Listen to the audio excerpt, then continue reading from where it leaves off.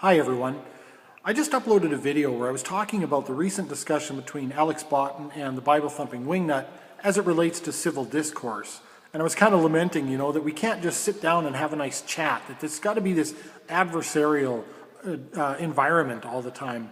And I posed the question, do you think that Tim would have been better served if he had just entered the discussion without an agenda, but rather just sort of said, hey, Alex, I understand you've reformulated your position. You've gone back to the drawing board, so to speak. Let me have it. What's your new take? And just give an honest opportunity to share ideas. And I think that Tim acts very confident in some respects about the presuppositional argument, and you've been run over and you've been refuted. But the way he conducted himself is not very indicative of someone who actually has a lot of confidence in their position. If you're really confident in your position, you should really be able to be very, very laid back and casual about the whole thing. And just sort of, let's discuss it. We'll leave. We may leave disagreeing. We probably will, in fact. But we may leave as friends, or at least we'll leave on good terms. But that's not what happened, of course. And what I've recognized, I think, is that really what the enemy to that kind of civil discourse is. And it is when people enter a discussion with a false dichotomy, to say that either you prove that your worldview is correct, has got a rational basis, or I win by proclamation. And even just having a false dichotomy in the first place, I think, is an enemy of honest discourse, because you're obviously ruling out the possibility that you could both be wrong, which is a very real possibility. It may even be a likelihood. And if you're going to enter with this sort of false dichotomy, it really kills rational discourse, and I think it creates the environment for this adversarial relationship, because it really is you or me. It's almost a fight to the death. And I think the presuppositional apologists need to take ownership of this.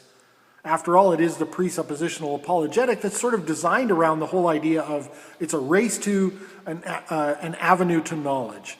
And so the presuppositional apologist will get his opponent to strip himself of knowledge claims or a basis for knowledge in an attempt to be intellectually honest or whatever, and then just declare that avenue to knowledge for themselves, proclaim victory. And so we hear all this language around these online debates, which they're not really debates. They're not formal debates, right? They're really just discussions.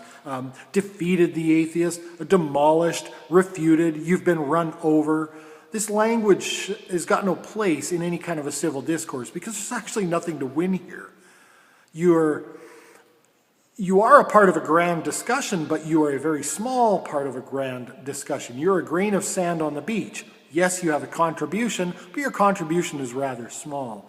And, it's really up to the quiet masses to extrapolate and sort of sort through the rational arguments and bases given for worldviews and make a decision for themselves what they think of that. You're probably not going to convince one another on the spot. And so I really think that we can't have, for me, this is just confirmed what I already thought. And that is that you can't have a rational discussion, or just even a pleasant discussion or a debate, with a presuppositional apologist.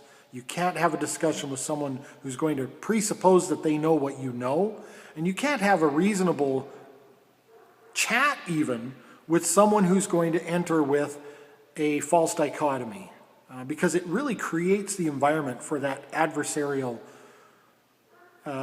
relationship. And so, unfortunately, I'm back where I started. I don't think anybody should discuss with these people, and I don't think anybody should debate with these people. And if the pre-suppers like Tim don't like that, unfortunately, you've walled yourself off. You've certainly walled yourself off with statements like, atheists need to look at their worldview critically.